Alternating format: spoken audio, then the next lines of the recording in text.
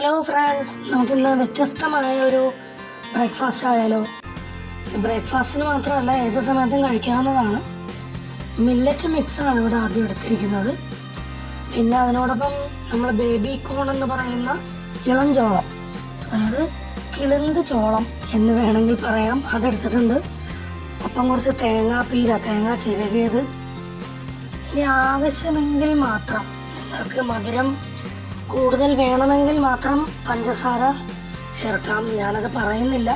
പഞ്ചസാര ചേർക്കാതെ തന്നെ ഇത് നല്ലൊരു ടേസ്റ്റുള്ള ഭക്ഷണമാണ്.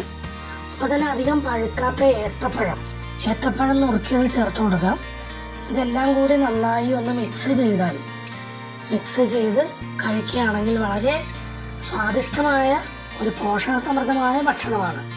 വളരെ ഹെൽത്തി ആയ ഒരു ഭക്ഷണം കൂടിയാണ്. എല്ലാവരും ട്രൈ ചെയ്ത് നോക്കണേ.